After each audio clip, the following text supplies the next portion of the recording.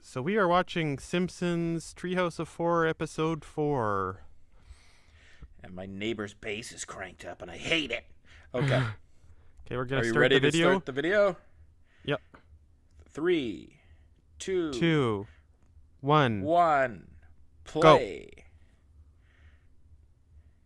Simpsons Treehouse of Horror 4.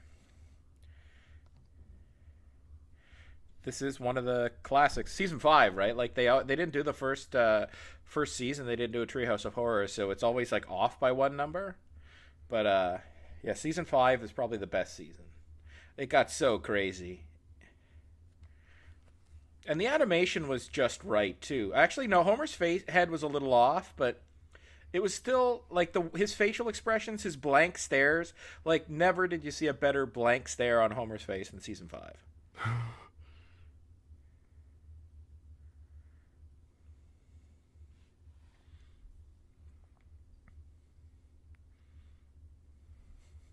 Yeah, we were probably watching this together in Dolphin. This would have been around middle school, yeah.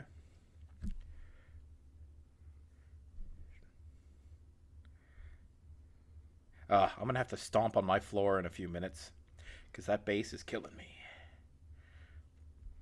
Oh, classic.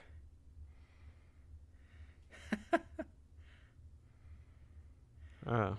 Big pupils in these episodes. This is our first Simpsons commentary. Didn't we? Oh, yeah. No, we only did an episode of that Tommy Wiseau show. The Office or whatever it was called. The Neighbors. The Neighbors. Now he's like a star, thanks in part to us. But mostly thanks in part to Greg Sestero.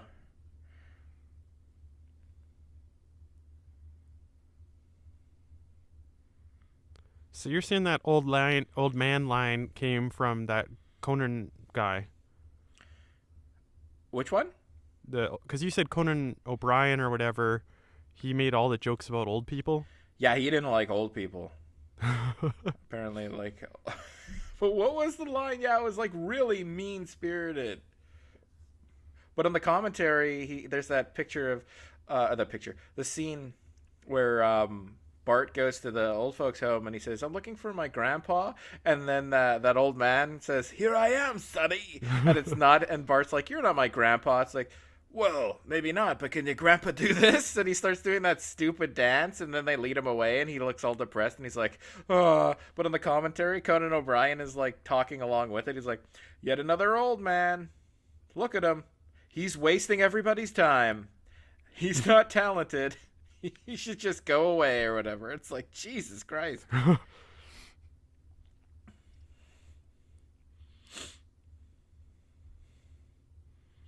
You are not smarter than me. And the room he works in is all of a sudden like 80 feet high.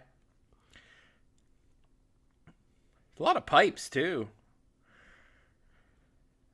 But this is the Simpsons' brilliance, though. This is like any normal human being would throw it away. Like, yeah. It's not worth it. Throw it off a bridge. Well, it's funny because he goes over all the snacks, too. There's all these really good snacks that he just ignores. Yeah, like a whole chicken and a gelatin. Actually, a whole chicken and a gelatin dessert. I guess that's a Homer kind of thing. I'd be like, yeah, I'm eating that last piece of donut if it comes down to that or a cold hot dog.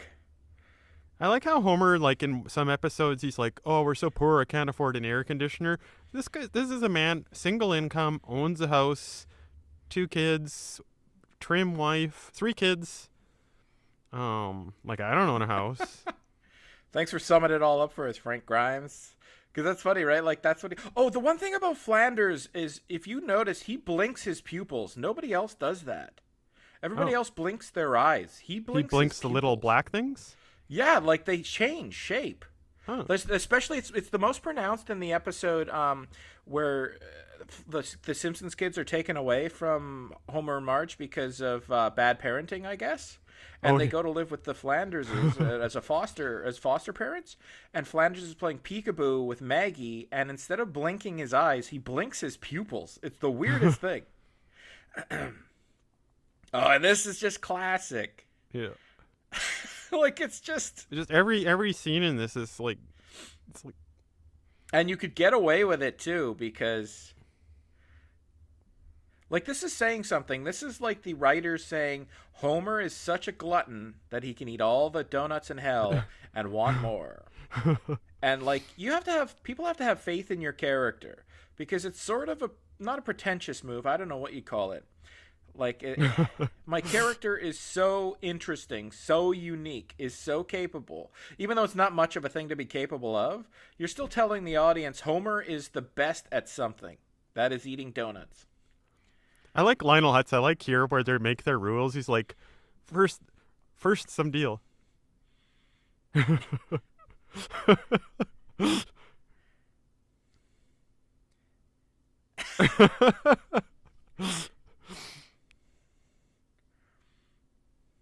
What, like, why does he need so many bathroom breaks? I don't know. I'm sure some writer was like, it's because he's secretly addicted to cocaine or something, but never told anybody. Like they have their weird reasons. You know what though? I was gonna say, like we've seen these episodes so much. We know them rhyme and verse, and I know some of the trivia behind them, and so do you. And it's like these commentaries are so much smoother when we know the content, as opposed to the other ones where it's like we're talking about Harvey Weinstein the whole time. Well, we know that movie pretty good, Army of Darkness. But I don't know. But the Simpsons. Oh, look, he's doing it with his pupils. Like Homer blinks his eyes, Flanders blinks his pupils. He made a contract just like Harvey Weinstein with women for money and sex in exchange for money. Well, not I like to this belabor line. the Harvey Weinstein point. You can add to things that are not in a contract, and you're not breaking anything. But if you don't deliver on that wonderful, wonderful Harvey Weinstein sex, then the women get to sue you. It'd be funny if we're all misreading the actual accusations. It's really a contract dispute. It's like Ashley Judd is like, Harvey, you promised me sex. And it's like in my contract. Anyways, enough Harvey Weinstein. For more Harvey Weinstein, please listen to Army of Darkness. Yeah. You want to know what we really think. I love the line that we just glossed over, like, Webster's defines a contract as an agreement which is unbreakable. Which is unbreakable. Yeah, he has to go like nail the point or drive the point home.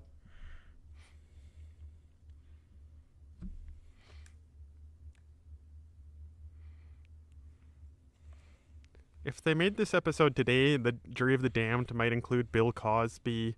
I don't know. It would have Bill Cosby. O.J. Simpson. I don't know that they'd want to be that topical. It's like O.J. Simpson, Bill Cosby. Who else would I put in there? That guy from, it's like the terrorists from the 9/11. Oh no, that's too tough. Like if they can't even. I'm sure when they went back to Benedict Arnold, they were like, what do you think people will think about this? Man, I guarantee you. I just realized that bass I was telling you about. It's going to be on this track. I can see when I'm perfectly silent. There are little blips. Oh well, we can always re-record it if it's no good. Well, I'm just pissed off that I got to deal with goddamn bass. Oh, classic. This whole saying this is classic is like saying that's yellow or something. I don't know. Classic? But just everything about this episode is saying the episode's classic is like yeah. It's like saying Shakespeare's classic. It's like watching Macbeth and you're like, oh, classic. I wonder if like after Shakespeare's a run of Shakespeare's plays, like the first few, if there were like real hardcore fans who loved it in their teens and were like in their 30s and were like, classic. It's such a classic. I agree, indubitably. Because that's how they all spoke back then. The longer...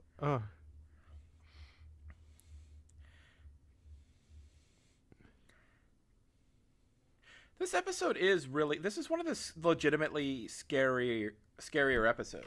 Like, even if you've seen the Twilight Zone, the fact that it's darker. Like, Flanders gets decapitated at the end.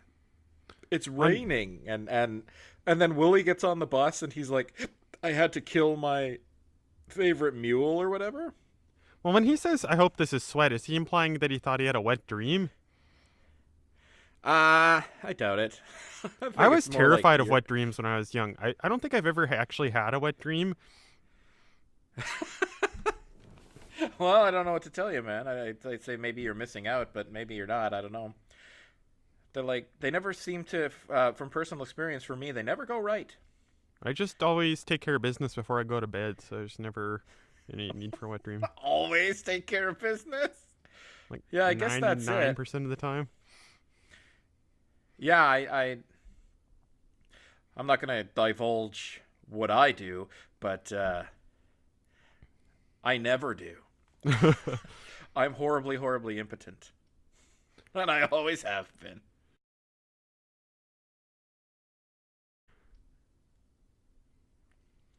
Oh, thanks, Bart, dude. Oh, yeah, and yet another Hans Moleman. People include this as one of Hans Moleman's death scenes, but it's a Halloween episode.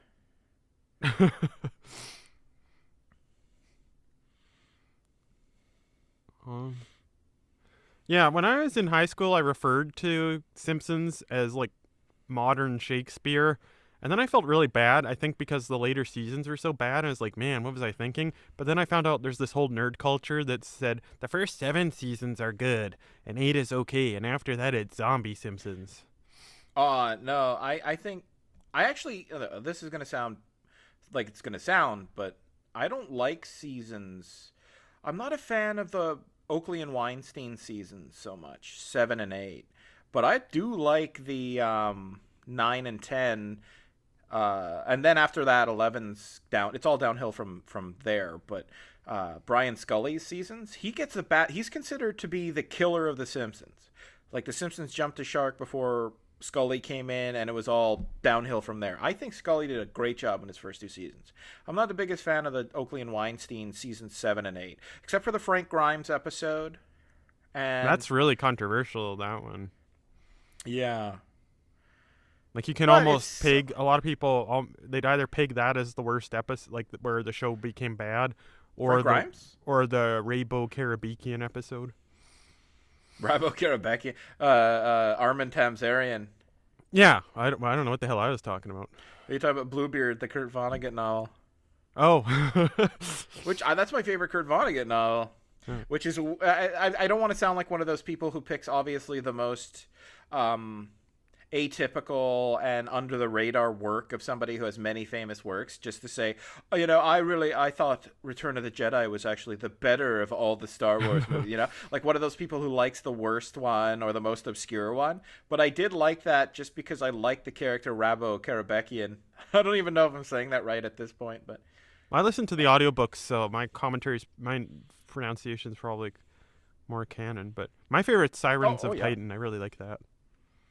Yeah, Sirens of Titan, Slaughterhouse-5. Yeah, that one's really good. I mean, like, the 1960 through 70 works, man. 60 through 75. There's something... I have a word for content like that, and I call it creamy, because it's like... You know how cereal's good. You got like your skim milk or your 1% milk, and you're eating your cereal. You got like Cinnamon Toast Crunch, and you're like, it's flavorful, it's satisfying, but you don't know what you're missing until one day you're like, I'm going to put half and half in my cereal just for the hell of it. And you're like, oh, it's so creamy. And it's like this extra level of satisfaction. It doesn't taste any different. There's no more lactose. There's nothing else. It's just the fat content adds that extra texture to it. There's a texture to a Kurt Vonnegut novel. It's fun to read through and through, and it's satisfying even if you're at a potentially boring part. Like, I just call it creamy. Like, there's that extra texture that just makes it fun to slog your way through. And there's a lot of his passages are far from perfect, but there's something great about them. Well, the idea is, like, they're just so many fun ideas.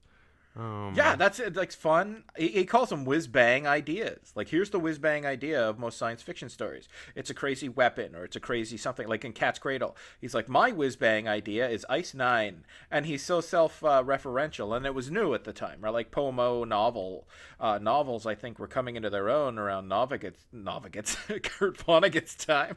The Novigut novel. At the Jesuit Novicut. Is that an actual thing? Well, novitiate. Okay. I was just combining novel and Vonnegut. Vonnegut novel, Novigut. Classic. Okay, we're almost at the end. This bass is crazy. It's going to be so awful. Eh. Okay, I'm sorry, but I'm going to take 2 minutes to stomp, and you're going to hear it on the track, and it'll be a classic. It'll be a classic Dave stomp, because Dave stomps all the time. He gets irate. And then I'll hear some guy come in your room. Actually, we should, I was away from the mic. We should upload as a bonus piece my actual recording of my talking to my neighbor and telling him to be quiet. I have that.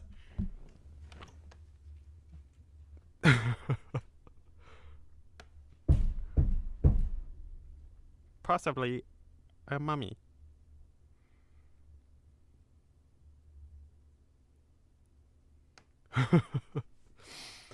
I'm sorry, folks. This is just hilarious content. Sorry. That works, though. That worked. The bass is off. Anyways, back to the... Did you hear the stomping, though? Yeah. All right, classic. That's so pathetic, right? It's like, oh man, you're going to hear this stomping. It's going to be so great. It'll be a classic moment. And then what's actually classic is my desperate having to make sure. Did you hear it? Did you hear it? It's just stomping, Dave. Calm the hell down, man. I need a cough button. Actually, I do have a cough button. I got the mute button.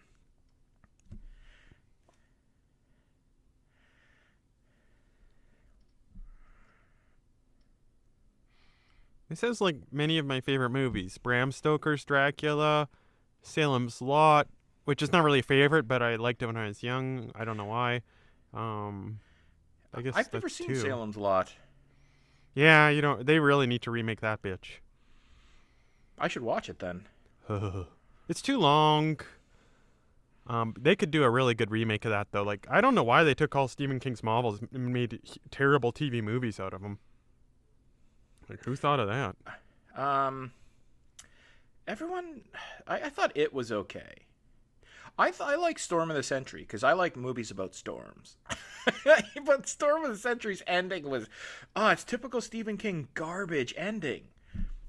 Like, what would happen if you didn't end your horror movies? Or you ended your horror movies or your horror novels exactly as they would end as far as the logic of the story is taking you to this place, that's where you go. The bad guy is all-powerful. There's no way to beat him. And so how do you end the story like that? Well, the bad guy wins. Thank you, Stephen King. That was not satisfying at all.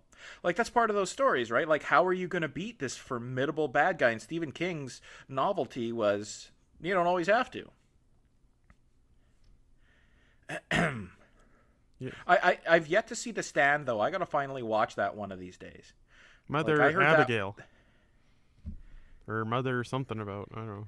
What's that? Apparently in The Stand, I was reading the 10 most explicit sexual things, and in The Stand, in the book, some guy, like, gets a gun shoved up his ass while he's masturbating another guy. So, lucky guy.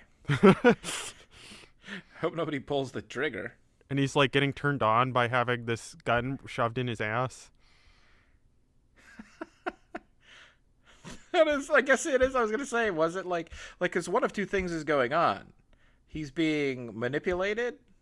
Or he's applying for a movie with producer Weinstein? Well, Weinstein would be the guy with the gun up his ass. I know my Weinstein.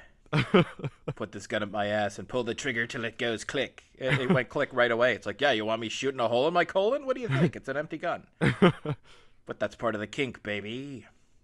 Now I'm going to make you famous. I'm putting you in the pictures. Isn't there one episode where there's like, I think it was Family Guy, where like Walt Disney is making Mickey Mouse strip. He's like, you want to be a star? Take it off. Oh yeah, yeah. It was Minnie Mouse, and she's like, I thought I wasn't gonna have to do that. It's like, you want to be a star? Yeah. That reminds me of the movie. This is one of like my first porn experiences was watching the movie Fame, where like the guy's like, "Yeah, I'll put you in a movie," and then it's like just his like apartment, and he's like filming her. He's like, "Now take off your shirt." It's Fame? like probably the fourth nude scene, man, maybe the 10th nude scene I ever saw. Oh, I didn't know there was nudity in that. I There's thought like a Fame movie was called like Fame. yeah, I thought it was like a musical or There's something. quite a bit of nudity. Like they're peeking in the girls' change room and stuff too. So, but Simpsons Halloween special. Peeking. Were you sure you weren't watching Porky's? You know what we should do is whatever commentary we want to make, we watch the show that's not the show, and then we'll talk about that one. So if we want to talk about this Halloween special, we should be watching like Family Guy or Seinfeld or something.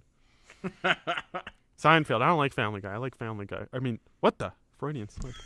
Seinfeld. I don't like Family Guy. I like Family Guy. It's like, yeah, it's perfect. Who are you, Friedrich Nietzsche? What's with the contradictions? No, I know what you mean. Seinfeld's better than Family Guy.